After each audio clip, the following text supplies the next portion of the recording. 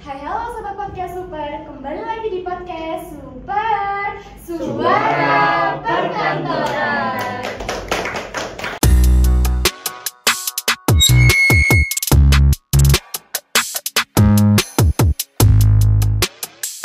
Bersama aku Dita Anggreni yang akan menemani kalian pada hari ini. Nah, hari ini sangat spesial karena kita bersama Bapak Teguh Pramono selaku Kepala Sekolah di SMK Negeri 1 Turen. Selamat datang Pak, bagaimana kabarnya hari ini? Alhamdulillah sehat, baik. Sehat. Begitu sebaliknya sehat juga. Sehat, Alhamdulillah Pak. Alhamdulillah, semangat terus. Semangat terus. Bapak kalau boleh tahu, apa nih Pak aktivitasnya akhir-akhir ini? Hari-hari ini kita banyak koordinasi dalam membaca strategi persiapan lomba LKS tingkat kabupaten dan juga tingkat provinsi Jawa Timur. Wah, berarti sibuk banget Pak ya? Ya, mudah-mudahan kita menjadi salah satu bagian yang juara. Juara. Tapi lagi kemarin juga ada bahasa Pak ya? Betul sekali. Bahasa di SMK Negeri 1 Turen yang Betul ramai sekali. banget teman-teman. Betul sekali, itu luar biasa karena produknya di proses pembelajaran, produknya anak-anak. Banyak hal yang bisa diambil, bisa dijalani melalui kegiatan bahasa. Karena apa? Itu dasar membuat produk, maka banyak hal, keterampilan, kompetensi yang terlibat untuk sampai bisa menghasilkan sebuah produk. Luar biasa. Dan saya mengucapkan selamat dalam konteks pembelajaran itu menjadi salah satu bagian dari percepatan dan penguatan agar anak-anak mendekat ke konsep BNB-nya SMK.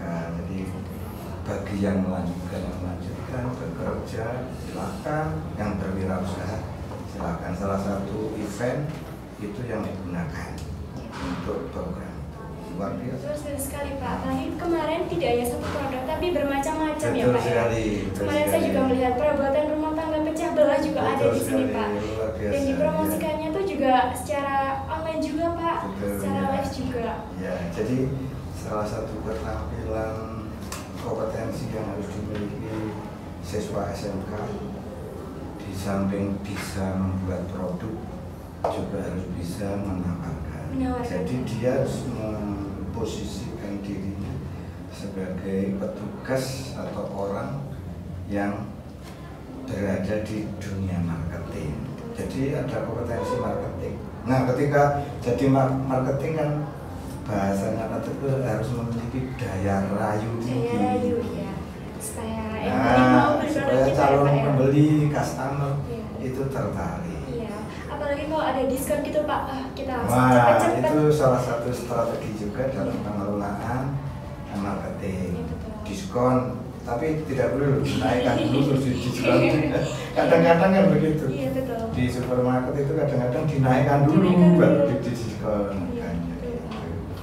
Nah, Bapak, saya juga mendengar bahwasanya Bapak telah menulis buku baru ya Pak. Iya. Nah, di sini saya juga punya buku teman-teman. Di sini ada 2 buku karyanya Bapak Teguh. Yang pertama yang pernah kita bahas sebelumnya yaitu buku Karma, dan yang terbaru adalah Aku Seorang Guru. Wah, luar biasa sekali ya teman-teman. Tepuk tangan dulu dong. Bapak kalau boleh tahu buku Aku Seorang Guru ini terinspirasi dari mana gitu Pak? Jadi aku memang seorang guru ya. Memang seorang guru. Akunya seorang guru, tetapi yang ada di dalam buku itu bukan sekedar aku pribadi ini ya, tetapi adalah aku dalam konteks ilmu psikologi. Ilmu psikologi. Jadi di dalam ilmu psikologi itu yang dikemukakan oleh Freud itu, aku itu salah satu unsur. Jadi di situ ada ego, ada Ego, ya. dan ada super ego. Super ego. Ya, ini terangkum menjadi satu yang namanya aku. Makanya ada istilah keakuan. Ya, jadi ada ego, ada super ego, ada it. It itu cenderung sifat-sifat kebinatangan. Semua orang itu punya sifat itu. Sedangkan super ego itu yang apa ya istilahnya memagari lah biar tidak terlalu ada logika dan makna dan lain. Saya kira super egonya tadi itu kuat gitu Pak egonya. Jadi ketika kita punya ego, di atasnya kan ada super ego. Gitu. Ini yang mengendalikan. Mengendalikan ego kita ya Pak. Iya. Oke. Ya, di cerita ini banyak kita tulis, banyak kita sampaikan bagaimana pada akhirnya semua orang mesti menjadi guru.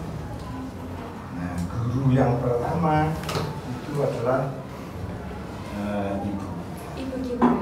Ketika kita lahir, kita diajari oleh ibu kita bagaimana meminum, terus bagaimana makan, bagaimana bubuknya, gitu. Bagaimana berucap dan seterusnya, itu yang menjadi pertama ibu.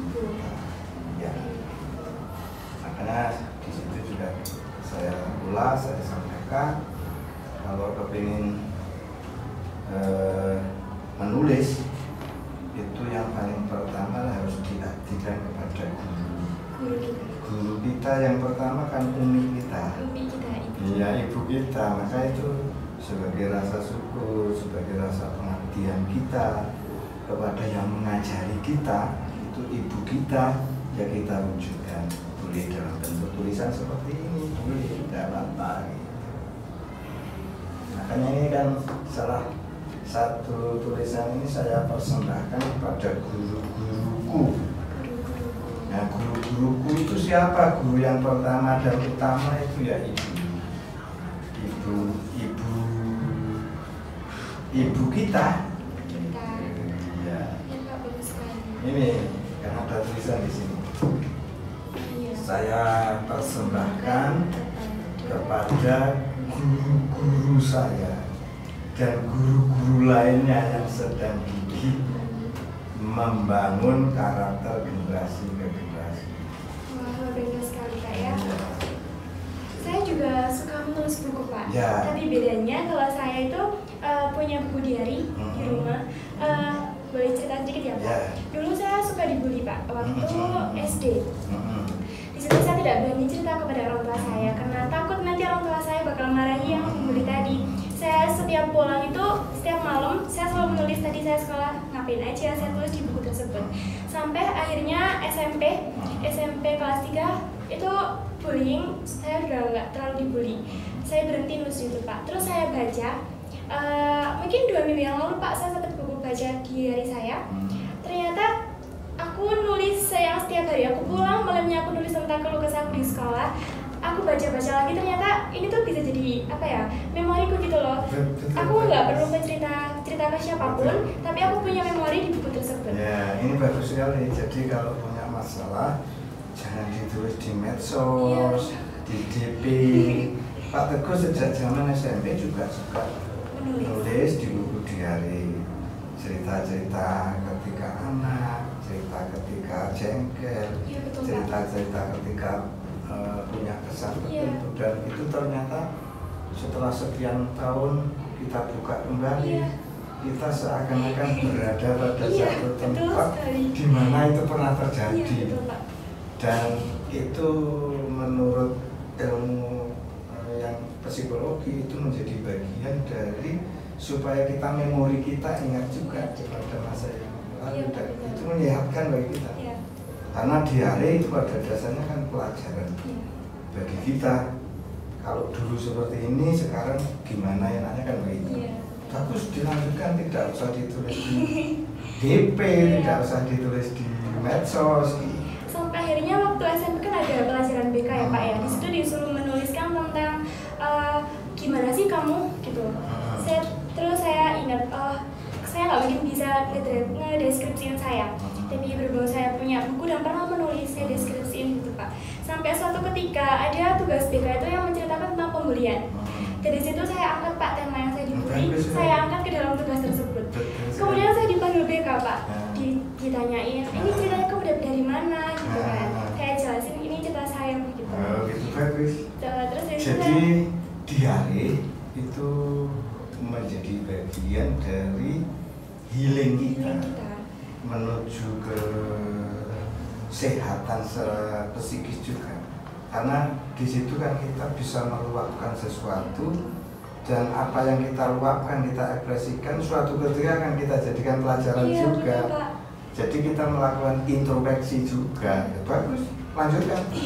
Melanjutkan. Bahkan sampai sekarang Pak Teguh kadang juga nulis di buku diare dalam bentuk secari kertas, dimasukkan di buku. Tulisan-tulisan singkat itu menjadi bagian dari diare juga. Bagus.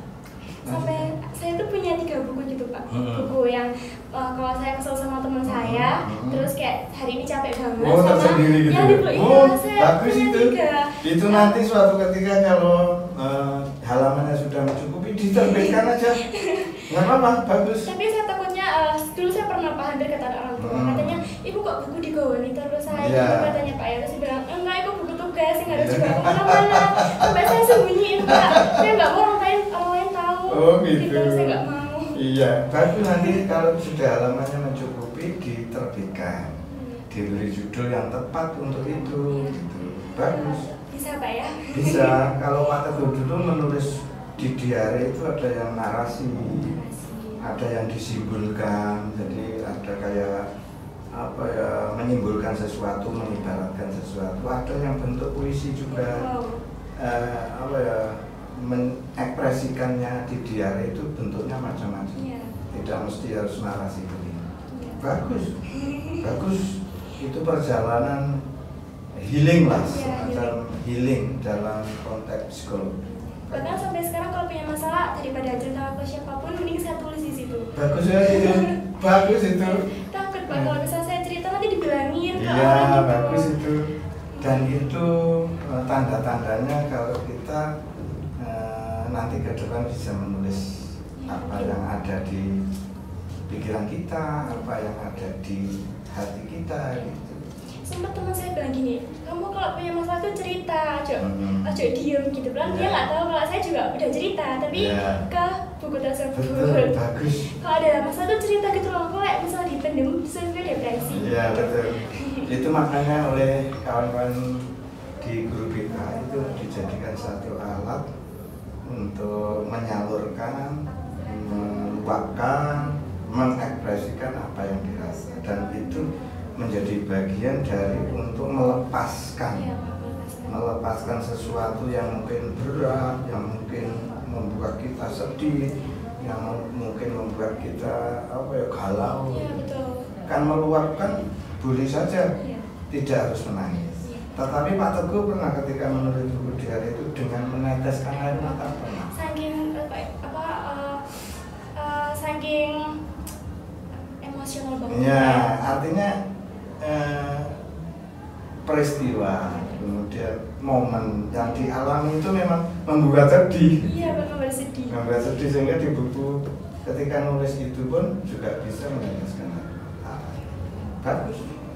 Itu satu proses yang bagus. Jadi Pak Teguh, saya jadi mendorong saya buat nanti bisa buat buku kayak gini Pak. Iya, tidak apa-apa. Karena dengan buku itu ada 2 hal lah paling tidak yang bisa kita ambil hikmahnya. Satu, kita bisa mengekspresikan, mengeksplor apa yang kita pikir, yang kita rasakan, ide-ide gagasan kita bisa kita eksplor di situ. Yang kedua, kita bisa menularkan ke orang lain. Ada 2 hal yang bisa kita lakukan. Misalnya kita kepingin menyampaikan sesuatu kepada orang lain secara tidak langsung gitu ya. Jadi lewat tulisan. Nah, tidak harus lewat medsos. Medsos itu kadang kan bahasanya singkat, terus logikanya kadang tidak tepat karena cerita sebelumnya kan mereka tidak tahu. Yang salah mengartikan. Nah, mengartikannya akhirnya salah. Dan akhirnya menjadi sesuatu yang dalam konteks kehidupan sehari-hari mirip semacam gibah tetapi melalui medsos gitu. Nah, nanti lama-lama kan akhirnya dianggap bahwa. Iya betul Pak. Berbicara tentang buku ya Pak, aku boleh tahu nih, Bapak mulai kapan Pak menulis buku-buku seperti ini? Jadi menulis itu ya tadi dimulai dari menulis buku diare. Oh, iya betul. Ketika di SMP sudah rajin menulis diare, puisi, ngisi di mading, ngisi di majalah sekolah, itu suka itu ya, suka karena itu tadi kan meluapkan apa yang ada di hati, yang ada di pikiran. Jadi kalau ditelusuri menulis yang bersifat narasi, puisi itu sejak awal. Bahkan Pak Teguh pernah juga menulis cerita-cerita yang pakai bahasa daerah, bahasa Jawa. Dulu namanya ada cerbung, jadi cerita bersambung itu. Ada juga dulu namanya cerkak, di bahasa daerah juga ada. Jadi cerita cekak itu pernah kita menulis seperti itu, sedikit berkisah ya tentang tulisan. Jadi suatu ketika awal-awal jadi mahasiswa kan pulang pergi itu kan dulu naik bis. Nah itu ketemu kenalan cewek, waktu itu menurut Pak Teguh cantik lah kayak kamu lah gitu. Ngobrol ngalor itu. Nah secara kebetulan Pak Teguh itu beli jajan keripik pisang. Nah itu kita abadikan dalam diari. Kemudian kita tulis menjadi cerita cekak. Tapi pakai bahasa daerah waktu itu.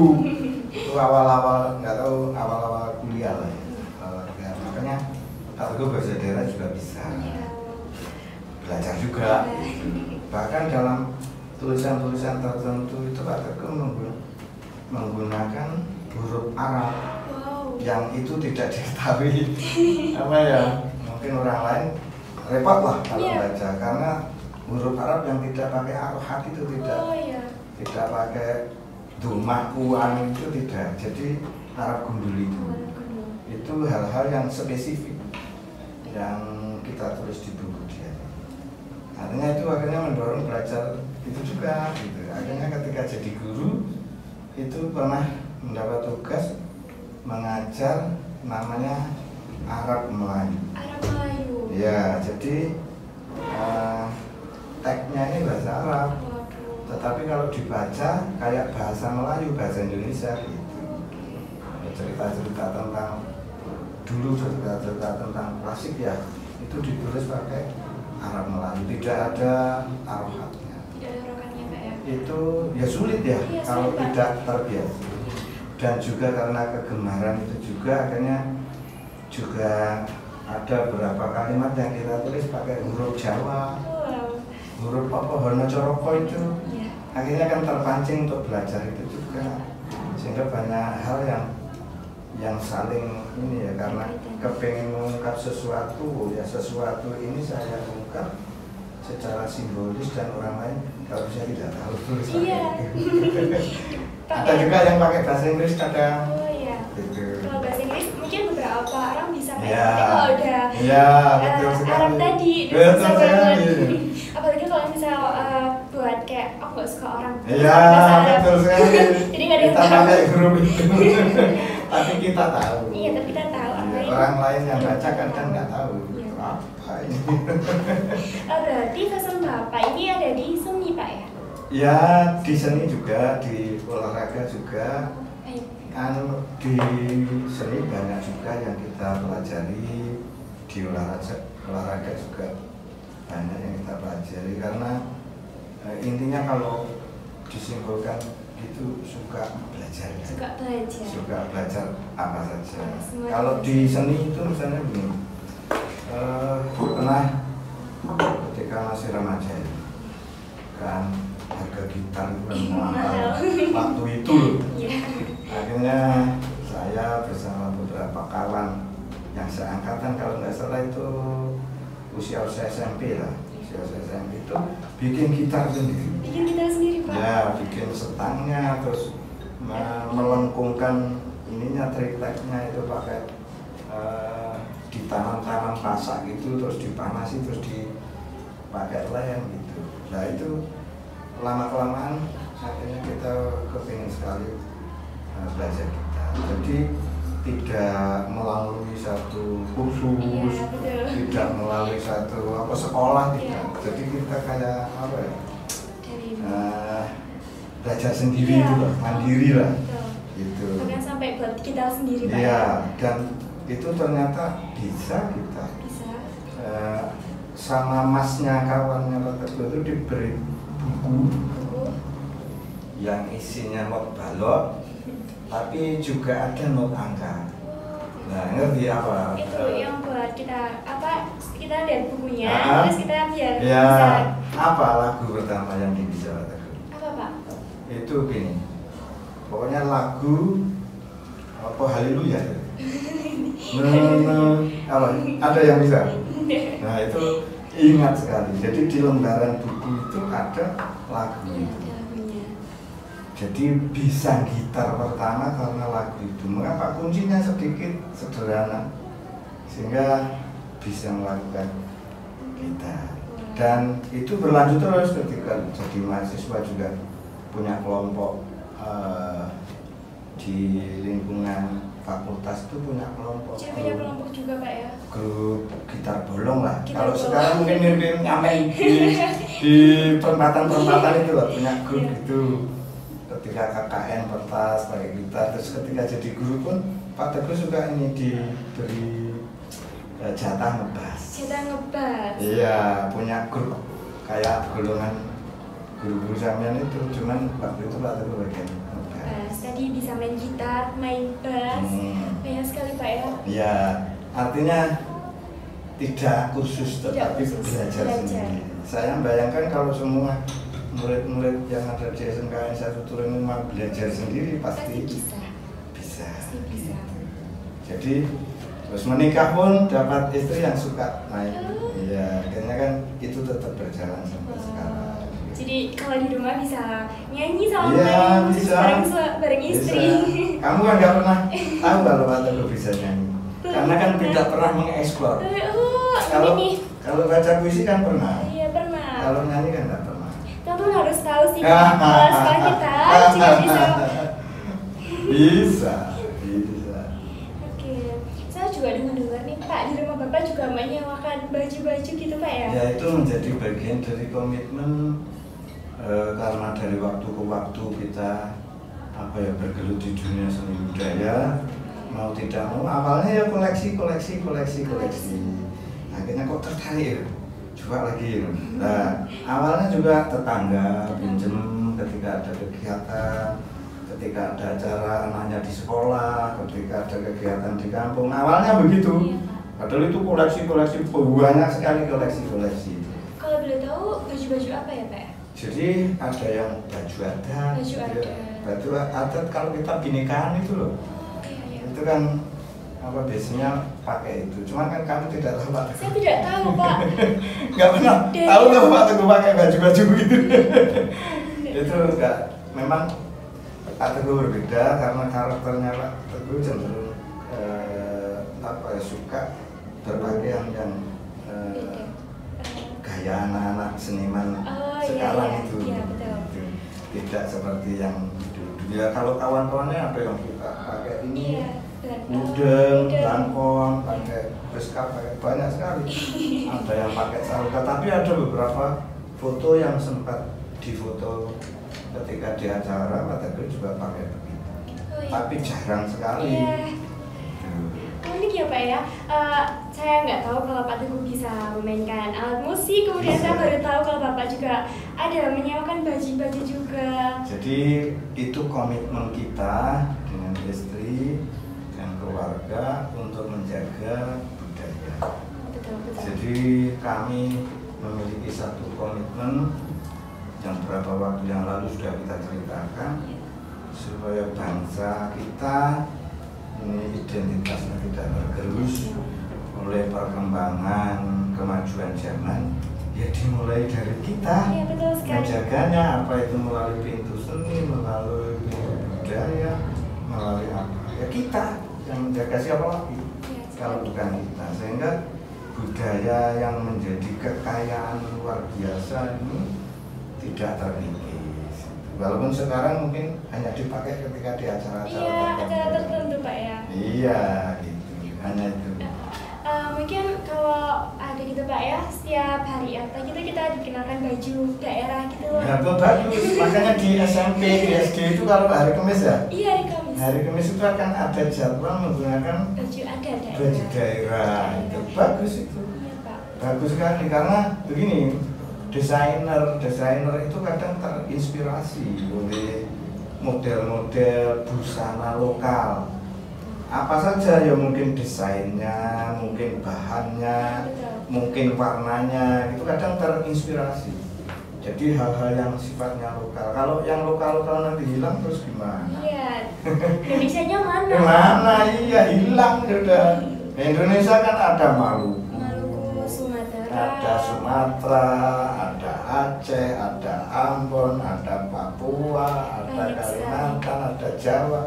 Nanti kan hilang. Iya, Pak. Kalau tidak kita bela komitmen itulah yang akhirnya itu menjadi satu bagian dari siklus kehidupan perjalanan hidup. Pertanyaan. Ya nih Pak, kemarin saya sempat ke ruangan Bapak ya Pak. Ya. Saya menemukan sebuah lukisan nih Pak. Ini dia lukisannya.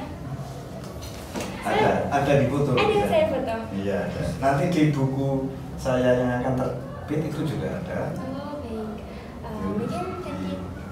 Oh iya. Bisa ditayangkan di lukisan. Di buku yang akan terbit nanti itu juga kita ada lukisan itu, dan itu memang menjadi bagian dari filosofi ya, atau semacam pandangan hidup, cara berpikir dalam mengendalikan amanah tugas. Makanya itu kita cantumkan di situ. Kalau di buku yang nanti insya Allah dalam waktu dekat terbit ya, itu ya ada foto itu. Ada foto karya-karya. Foto gambar yang ada di ruangan itu. Iya, Apa itu? Kalau nggak salah itu apa Pak? Wayang bukan ya Pak? Itu wayang yang seorang pemuda namanya Bima. Itu sedang apa ya, berperang dengan naga raksasa yang ada di samudra. Jadi di cerita itu yang namanya Bima itu sangat patuh, sangat tunduk kepada gurunya. Gurunya itu namanya Durno. Ya. Nah, gurunya itu memerintahkan kepada Bima itu agar mencari yang namanya air kehidupan. Jadi ini di buku yang nanti akan terbit itu ada gambarnya. Ini cuma tidak sama dengan yang di sana, tetapi objeknya sama. Jadi ini Bima itu menjalankan titah gurunya untuk mencari yang namanya air suci kehidupan. Ya, mendengar kalimat itu aja sebenarnya sudah mengarah. Ya. Dicari ke tengah hutan, di gua, dia diserang banyak raksasa. Nah, yang terakhir akhirnya dia disuruh ke tengah samudra. Nah, ketika di tengah samudra dia dihadang yang namanya ular naga. Nah, karena si Bima ini pemuda yang sangat tunduk, patuh, dan memegang teguh perintah gurunya, apapun penghalangnya akan dilalui, sehingga ini menang.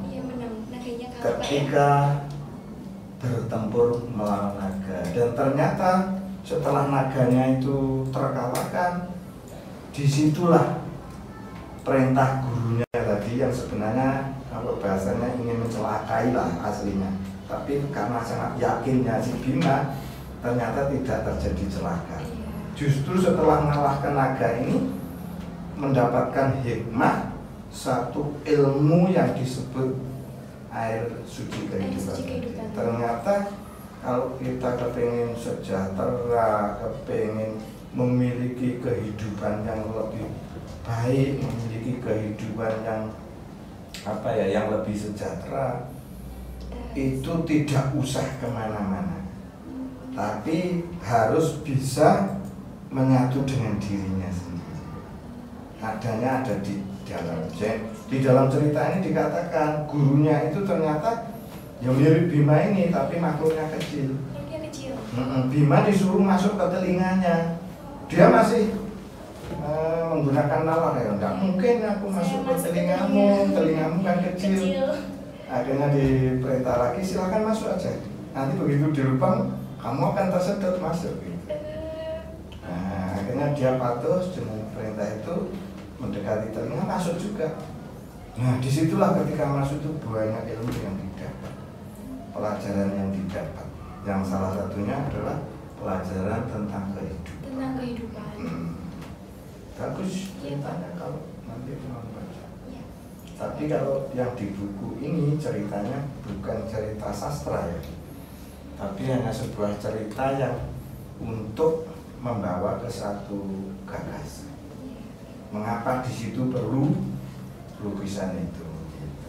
Jadi memiliki filsafat atau filosofi yang mengarahkan, mengendalikan cara kerja Pak Teguh. Iya betul. Cara berpikir Pak Teguh dalam memanage, menjalani tugas-tugas sebagai kepala sekolah. Biar tereng lah, itu ada pelajaran di situ. Iya betul. Nah guru-guru Pak Teguh selalu kepala sekolah siapa? Satu, ya kondisi nyata yang ada di lapangan ini guru juga. Jadi misalnya lu kok hari Senin kok banyak bapak ibu guru atau siswa-siswa tidak pakai seragam, itu guru. Iya. Dipelajari kenapa kok terjadi seperti itu.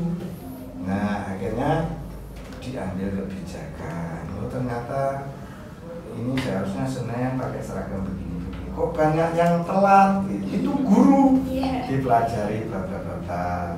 Nah guru kedua siapa? Peraturan. Jadi peraturan-peraturan yang mendasari profesi ini, yang mendasari jabatan ini. Guru yang ketiga apa? Ya kita berguru juga pada kemanfaatan kita untuk apa? Bekerja ini, menduduki jabatan ini, menduduki posisi ini untuk apa? Itu menjadi bagian dari guru. Jadi minimal ada 3 guru di tempat bekerja gitu.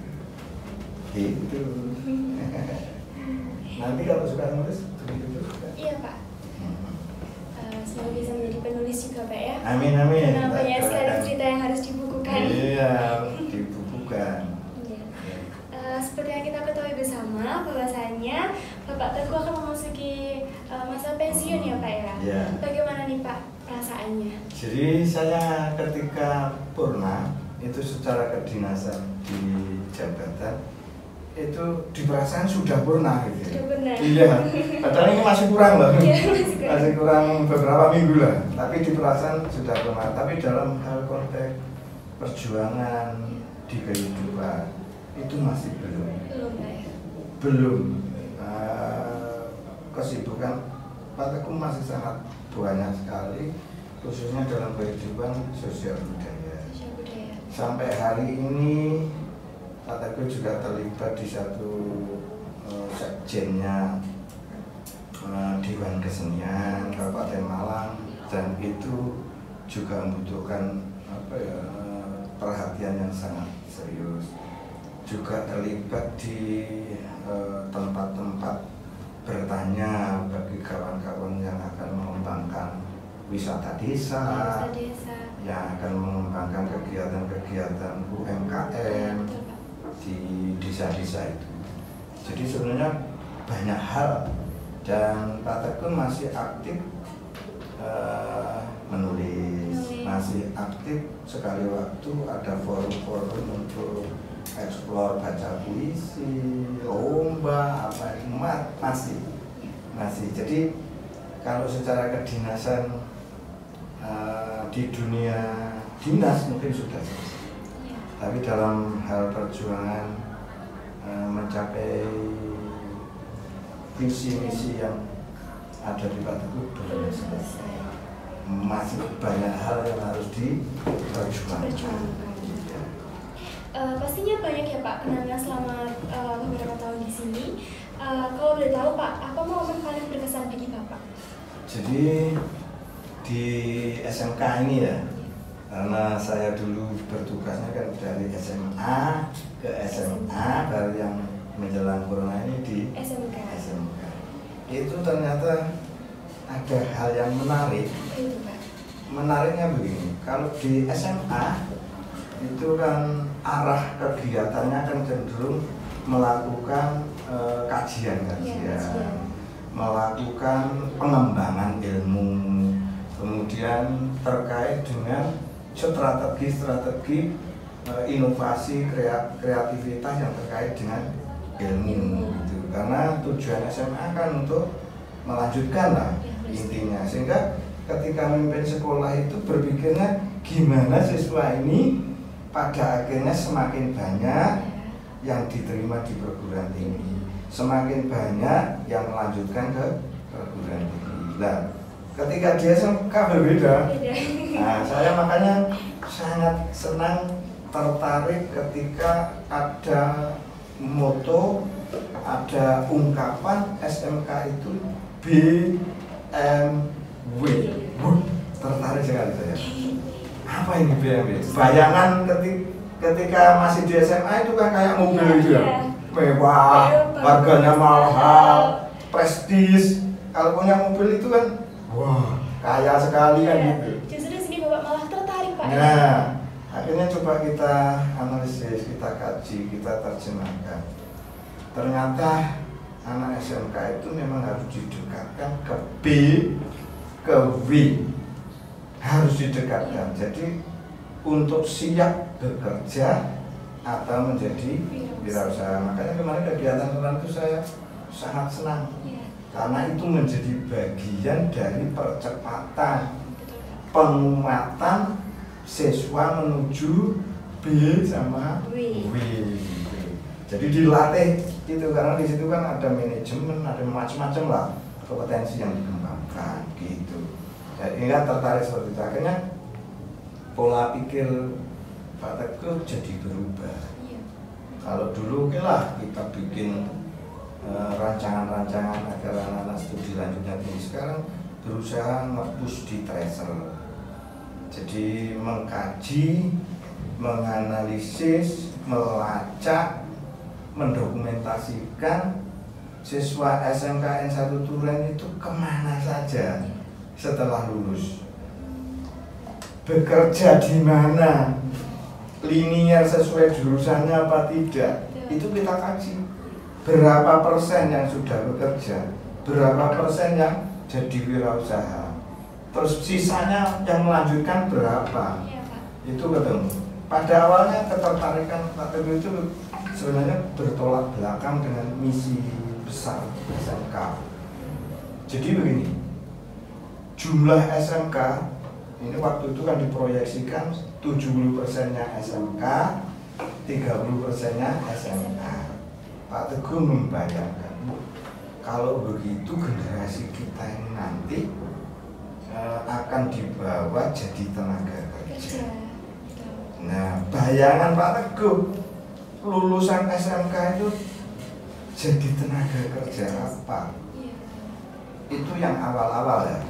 Nah, ternyata kan jadi tenaga kerja yang tidak bisa menduduki posisi tertentu karena masih awal gitu. Tetapi bagaimanapun juga dalam perjalanan ini nanti kan pada akhirnya juga bisa, sehingga lulusan SMK nanti akan melengkapi kebutuhan tenaga kerja di dunia industri, di dunia usaha, di pabrik dan lain sebagainya. Makanya salah satu program yang kita ambil kan ada teaching factory itu.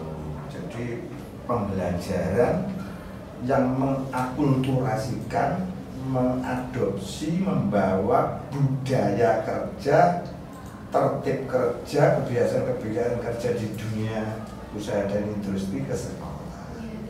Itulah itu supaya dekat, ketika lulus gak kaget, bekerja itu ternyata begini, dimarahi bosnya, disuruh begini, suruh begitu, suruh bawa sini, angkat sini, angkat itu, biar gak kaget. Ternyata harus tepat waktu, telat 5 menit, gak boleh, dimarahi lah. Itu supaya budaya itu terbiasa di sekolah. Makanya saya berharap seluruh siswa harus sadar itu supaya nggak gampang dipecat. Iya betul Pak, supaya nggak kaget Pak ya. Sebelum kita bekerja kita juga PKL, jadi tahu simulasi kerja nanti kayak gimana. Betul, ya, betul. Makanya program PKL itu di kurikulum baru kan dibuat 6 bulan. Iya 6 bulan. Sebelumnya itu kan hanya 2 bulan, 3 bulan gitu di kurikulum sebelumnya. Itu sebenarnya dalam rangka mendekatkan itu. Karena kalau hanya 2 bulan, ya kurang lah. Iya. Belum terserap kebiasaan-kebiasaan itu. Iya, teman saya juga pernah bilang gini Pak, aduh PKL pasti nih kalau gue di sini udah membayangkan dimarahin ya Pak. Begitu. Makanya sebelum dimarahi orang di sini dimarahi, digembleng, kalau telat disekrap, ditanya sana sini supaya nanti ketika terjun ke dunia kerja tidak kaget gitu. Sekarang begini, misalnya kita punya 50 tenaga kerja. Sehari ada 2 yang terlambat. Nah, dalam 1 bulan berapa ketemunya? 2 kali 30. Berarti ada 60 nilai produktivitas yang hilang. Nah, juragannya saya tak pecat sama saya, bikin bangkrut perusahaan. Nah, iya. Kan mestinya ini tadi sudah dapat 2 bungkus misalnya gitu. Ternyata kan tidak karena terlambat. Nah, kalikan 1 bulan berapa? Ya bangkrut, saya juragannya tak pecat. Ya gitu Pak. Itu memang disiplin betul. Tidak ada kesuksesan tanpa kerja keras, tanpa disiplin, tanpa menghargai waktu. Semua itu harus berjalan dengan betul sekali. Pak ya. Itu makanya karakter, kemudian soft skill itu harus tertanam sejak sepinter apapun, memiliki kompetensi yang sumberlang, tetapi soft skill, attitude tidak bagus, itu akan menjadi urat yang menggerogoti satu perusahaan. Kita punya soft skill tapi attitude kita itu juga betul. Itu menggerogoti perusahaan, lama-lama bangkrut. Nah, itu penting. Makanya harus dibiasakan dengan penuh rasa kesadaran. Gitu. Kira-kira Pak ya, nanti apa yang bakalan Bapak lakuin setelah masa pensiun ini? Kan kalau pagi Bapak selalu ke sekolah, mungkin nanti kalau sudah tidak bertugas di sekolah? Saya kapan dulu ditanya anak saya yang sedang menempuh pendidikan S2 itu ditanya waktu makan-makan di kafe, di rumah makan, tanya nanti kegiatannya apa? Dengan guyonan saya jawab, saya akan menebus sekian waktu banyak tidur. Jawaban saya waktu itu banyak tidur. Mengapa? Saya akan melakukan satu transformasi, jeda masa pensiun dibuatkan satu masa transisi. Artinya banyak istirahat ya, banyak istirahat baru akan menuju ke transformasi. Transformasi saya sepertinya mirip-mirip apa yang selama ini kurang saya perhatikan dengan penuh. Seperti misalnya nulis, berada di dunia seni budaya, itu belum penuh, di dunia sosial budaya itu tidak bisa tergarap secara penuh. Jadi sesuai dengan kemampuan yang ada, nanti kegiatan saya sepertinya ke arah situ. Kalau bertani, saya bukan petani, nanti bangkrut. Ya kalau bertani ya bertani yang kira-kira ada hubungannya dengan seni budaya. Apa? Seni budaya Pak ya? Nah, kalau bertani. Apa Pak ya? Banyak. Bertani atau menanam sesuatu yang ada hubungannya. Bonsai itu. Bonsai. Anggrek. Oh iya. Iya. Ibu saya suka anggrek. Kadang kalau habis di sana bikin, jadi kulitnya kok rusak. Itu kan ada hubungannya dengan seni juga. Menata taman itu ada hubungannya dengan seni juga. Menata tumbuh-tumbuhan dalam komposisi tertentu kalau mau ditarik ke bisnis bisa jadi tukang dekor. Tukang dekor. Ada pemasukan lagi. Nah, sudah, tapi kayaknya Pak Teguh tidak terlalu seperti itu, lebih suka mungkin untuk memenuhi hobi. Iya, betul. Nah, Pak, kira-kira apa nih harapan Bapak untuk mungkin kepala sekolah yang akan baru nanti? Jadi harapan kita untuk membangun sesuatu itu kan harus berantai, Ya, harus berkelanjutan. Tidak bisa sekarang diproyeksikan misalnya dalam waktu jabatan tertentu sudah dapat A, bidang A misalnya bidang peningkatan kompetensi marketing misalnya sudah diproyeksikan nomor 1 sampai nomor 3. Nah, harapan kita pemimpin selanjutnya ya 3, 4, 5, 6. Ada lagi Pak ya? Nanti pemimpin selanjutnya 7, 8, 9. Sehingga tingkat kompetensi marketing ini berlanjut terus. Itu konsep membangun memang begitu. Jadi tidak boleh, atau saya tidak sepakat kalau berangkat dari nol. Harus memulainya dari setat yang ada. Nah, setat yang ada ini biasanya bisa dilakukan. Untuk mengetahui setat ini ada 2 cara, melakukan observasi sendiri, melalui pengamatan, melalui diskusi, melalui wawancara, bahkan bisa jadi siapa saja diajak ngobrol untuk memperoleh informasi itu, tidak harus menggunakan instrumen yang detail-detail misalnya, dan itu dijadikan tumpuan. Pak Teguh ketika memasuki ke dunia yang baru selalu mencatat sesuatu yang kita temui.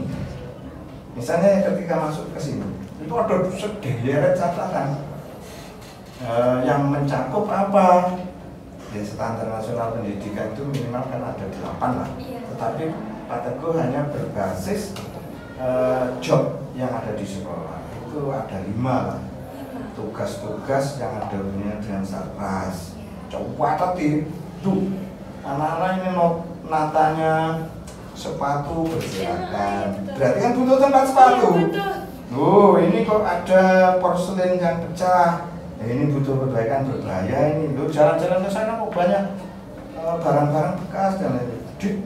Dari Sarpas. Dari sisi yang lain misalnya humas, siapa saja tamu-tamu yang kesini terbukukan enggak? Loh, MOU-nya kok kurang misalnya. Padahal kita kepinginnya MOU sebanyak-banyaknya dari 700 atau 600 sampai 700 lulusan, ya, kan di PKL. PKL kan butuh MOU. Iya, betul. Nah, berarti kalau masing-masing tempat itu dihuni 10, ya, dihuni 10 orang lah kalau memang bisa. Kalau jumlah yang kelas 12 itu 600, berapa butuhnya? Nah, ini kan gitu kan, butuh 60. Nah, kalau 10, kalau hanya butuh 5. Nah, makanya di kehumasan juga begitu, di aputan-aputan di web, di IG, di Facebook, itu kita lihat, kita kaji juga. Kok begini nih, webnya tahun berapa ini, yang sekarang mana gitu. Itu dicatati. Gitu. Misalnya dari sisi kurikulumnya pengen data-data yang terkait dengan proses pembelajaran, terkait dengan nilai-nilai. Kesiswaan juga begitu. Jadi berbasis pembagian job di sekolah itu ada 5 lah, ada humas, ada kesiswaan, ada kurikulum, ada Sarpas. Satunya ini yang ada hubungannya dengan Bapak Ibu guru, namanya SDM, sumber daya manusia. Itu yang kita lihat. Misalnya, mengapa kok harus ada pincer? Pincer ini lengkap apa tidak? Butuh berapa? Mungkin ya siswa ini pakai pincer, gitu, sehingga datanya dengan gampang akan terdetek, misalnya gitulah. Itu hal-hal itu diperbaiki. Loh, kok Bapak Ibu guru tidak pernah ada yang juara? Ayo sekali waktu ikut lomba, gitu. Ikut sertifikasi, ikut reskilling, upskilling, supaya ininya kompetensinya meningkat. Itu diajak ngobrol satu persatu, gitu. memahami enggak kurikulum yang sedang dilaksanakan. Nah, ternyata guru juga Iya, seperti sama. itu Pak ya. Iya. Saya kira cuma sekedar murid-murid gitu. Iya, misalnya rapat loh, kok nggak hadir kemana? Waduh. Kan ada informasi penting yang jangan diambil dari sumber kawan, tapi dari sumber pertama. Gitu. Jadi banyak hal yang itu dicoba di buku yang akan datang itu ada nanti peta konsepnya, itu namanya up pushing. Jadi didorong ke atas dari sekian banyak identifikasi yang tercatat itu gimana diangkat ke atas. Salah satu contoh misalnya kalau sekarang ini menjadi bagian ruangan podcast ini menjadi bagian dari catatan itu, terus tulisan yang di depannya yang di atasnya resepsionis gerbang itu bagian ketika kita masuk nggak tahu kurang besar gitu Pak ya, kurang terlihat. Iya, terus hal detail yang lab di lab TKJ yang atas. Iya Pak ya, di baru di atas. Iya, itu anak-anak itu jaringan apa yang dipelajari, mana jaringannya, nah itu pakai seperti itu, termasuk yang di manajemen perkantoran apa yang bisa itu artinya ada ide podcast ini teman-teman, karena podcast ini kan kita bisa berlatih menggunakan ekspresi, menggunakan intonasi, menggunakan bahasa itu mencermati strukturnya pertanyaan yang menggali itu penting sekali, terus memancing kita, memotivasi kita untuk mempelajari sesuai tuntutan tema yang kita jabarkan. Banyak sekali yang bisa kita peroleh dari kegiatan podcast. Karena podcast ini juga disiarkan, kan kita berpikir edit ini nanti butuhkan kompetensi yang ada hubungannya dengan IT kan gitu. Misalnya ini suaranya bagaimana supaya jernih, hal-hal yang tidak penting mungkin di cut dan lain sebagainya, itu banyak kompetensi yang terlibat di situ. Ini desain. Kita bahas sendiri. Nah, kan membutuhkan kompetensi ini juga. Gitu. Banyak hal termasuk ini tata ruang. Tata ruang itu kan penting. Karena ruang di mana kita berada itu kan membuat kerasan, kesan, gitu. Ya nanti suatu ketika akan ketemu lah di dunia yang beda. Nah, jadi mudah-mudahan ruangan ini juga bisa mengepus semangat, mengepus kompetensi dari seluruh siswa, khususnya manajemen perkantoran atau siswa-siswa lain yang memang suka di podcast. Nanti ketika Pak Teguh sudah pernah akan melihat di YouTube. Bapak tunggu video-video kita selanjutnya Pak ya? Iya, beberapa kali Pak Teguh ngasih masukan bahwa ini kurang begini, kurang begini. Terima kasih banyak Pak. Dari videonya. Karena banyak masukan itu yang membangun kita Pak. Betul sekali. Jadi kita sebaiknya tidak alergi terhadap kritik, terhadap saran yang sifatnya membangun. Jadi sepedes apapun, tapi kalau itu membangun, itu kita pikir, oh begini ya, oh begini. Iya, nah, itu penting sekali. Iya. Makanya di setiap tulisan itu kan ada kata pengantar, dan di akhir kata pengantar itu selalu ada kritik dan saran yang sifat membangun, selalu penulis terima. Itu betul sekali Pak. Iya. Terima kasih banyak Pak Teguh telah meluangkan waktunya di sini, karena podcast ini ada juga karena Pak Teguh. Saya ucapkan banyak terima kasih, sukses terus untuk Pak Teguh. Amin, amin, dan saya juga mengucapkan selamat. Terima kasih banyak Terhadap program-program podcast yang luar biasa. Terima kasih Pak. Semoga tetap jaya. Amin, amin. Terima Membawa kasih. nama baik. Sebelum saya tutup, saya selalu punya pantun nih Pak. Ya, bagus. Siang hari makan kuah wajib. Asik. Dimakan bareng Bu Asih. Cakep. Cukup sekian acara hari ini, saya ucapkan banyak terima kasih. Cakep, terima kasih. Dan Sukses selalu. untuk semua sahabat podcast di luar sana, jangan lupa like, komen, dan subscribe supaya tidak ketinggalan video-video menarik selanjutnya. Dah.